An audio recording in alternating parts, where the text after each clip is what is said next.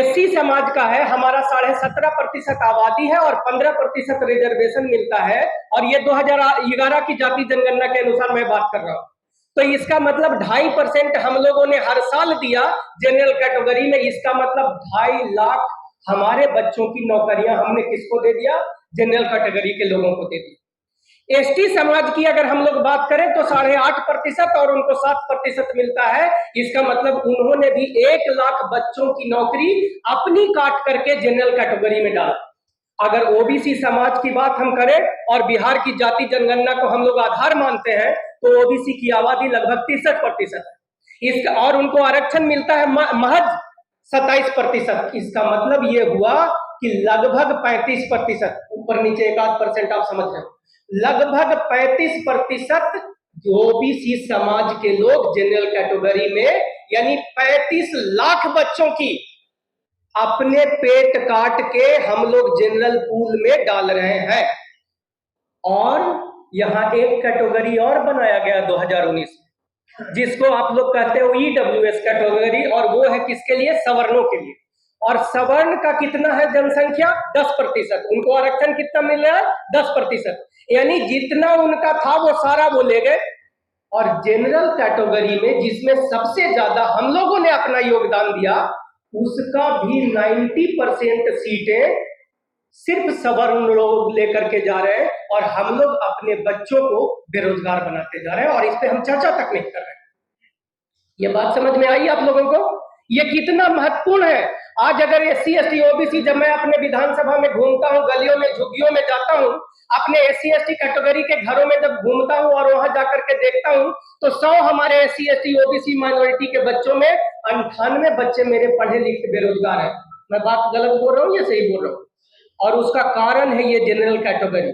अब general category में क्या है कि वो चंद जो 3.5% ब्राह्मण जाति के लोग हैं, उस जनरल कैटेगरी का 90% सीटें वो कब्जा कर रहे हैं अपने व्यवस्थाओं से, अपने संसाधनों से, अपने मंत्री के माध्यम से, अपने डायरेक्टर और चेयरमैन के माध्यम से, अपने यूनिवर्सिटी में वाइस चांसलर के माध्यम से। जनरल कैटेगरी में आप देखोगे 90% सीटें सिर्फ ब्राह्मण समुदाय के लोग लेके जा रहे हैं। और इसका उद्देश्य क्या था? इस देश में जाति का विनाश करना। और वो लोग क्या कर रहे हैं? जातिवाद को बढ़ावा देने का काम कर रहे हैं इस जनरल कैटेगरी के माध्यम से। अब मैं समझाता हूं कैसे। आप इंटरव्यू पे चले जाना, आज दिल्ली यूनिवर्सिटी में आप देखोगे कि जितनी भी सरकारी नौकरियां हैं उसमें एक क्लास 1 में क्या होता है? इंटरव्यू होता है। इंटरव्यू में 90% लोग जो इंटरव्यू बोर्ड में बैठने वाले लोग हैं वो सारे जनरल कैटेगरी के आते हैं। और तब मेरे एससी बच्चों को जब देखते हैं, नंबर ये डिजर्व करते हैं 45 और उनको देते हैं 25, वो नौकरी से बाहर। ओबीसी के बच्चों को देखते हैं, वो नंबर डिजर्व करेंगे 50, उनको नंबर देंगे 30, वो नौकरी से बाहर। और बाद में उनको एनएफएस करके उन्हीं सीटों को बाद में अगर बार बार वो 3 या 4 बार ऐसा होता है, उसके बाद उसको जनरल कैटेगरी में डाल देते हैं और उन्हीं सीटों पर जनरल कैटेगरी के बच्चों को अपॉइंट कर लिया जा रहा है। तब हमारे बच्चे आज बेरोजगार होते जा रहे हैं। तो देखिए, इसका हमारे विद्वानों ने, हमारे समाज के प्रबुद्ध जो यहाँ पे बैठे हैं, आप लोगों की मेहनत मशक्कत और आपकी शोध ने एक नया व्यवस्था का इजाद किया। और वो व्यवस्था क्या है? राष्ट्र निर्माण कैटेगरी। और राष्ट्र निर्माण कैटेगरी एक ऐसा यंत्र है, एक ऐसा हथियार है जो हमारे देश से जाति नाम के जहर को खत्म कर देने का काम करेगा। कैसे खत्म करेगा? ये जनरल कैटेगरी है क्या? जो 40% आज के तारीख में जनरल कैटेगरी का जो पूल है, उस पूल में हम लोगों का ये मानना है कि उसमें कम से कम उसका 25% सीटें एससी एसटी ओबीसी माइनॉरिटी और उन लोगों के लिए रिजर्व किया जाए जो इंटर कैटेगरी शादियां करते हो।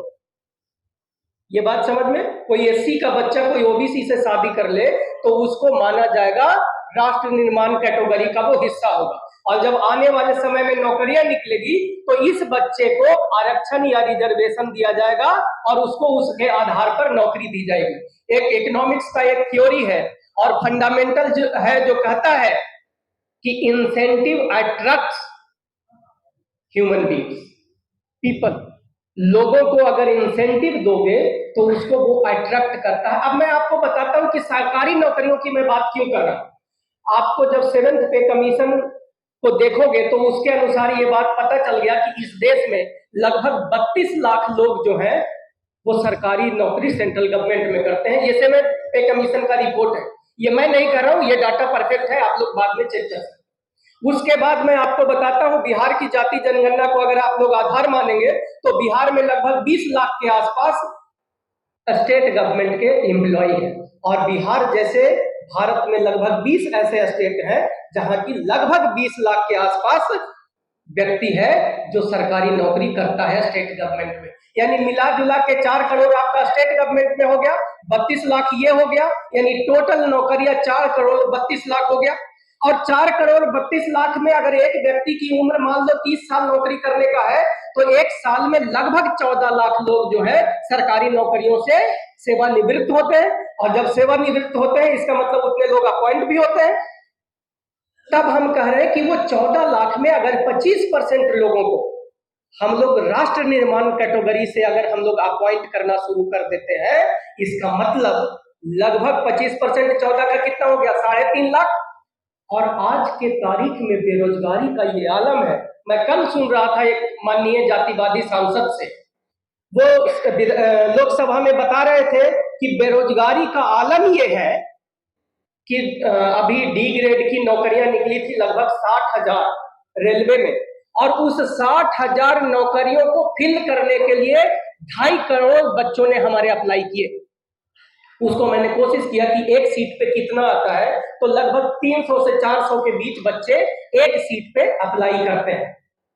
इसका मतलब अगर 25% जिसको कि हम लोग कह रहे हैं कि जो राष्ट्र निर्माण कैटेगरी से आएगा, तो आप समझना कि एक कितना बड़ा फौज होगा जो जाति जहर के वो खत्म करने का काम करेगा।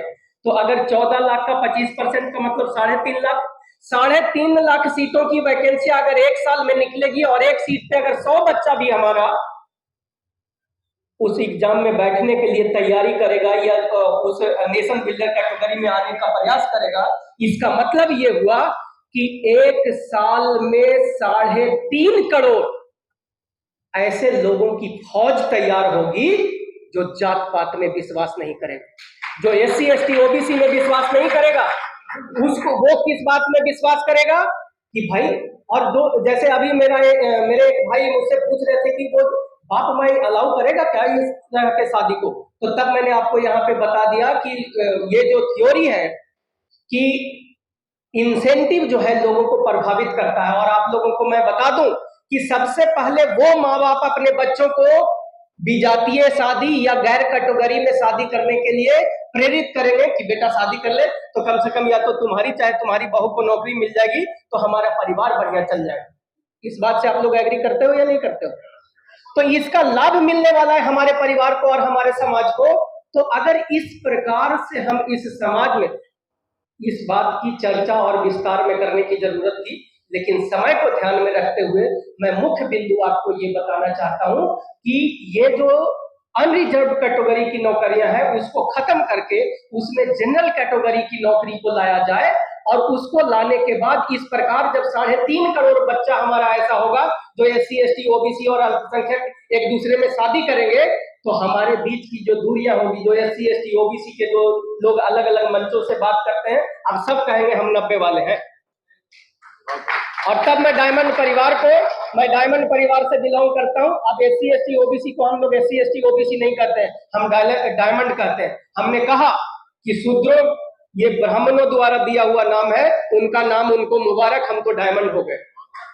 ठीक है।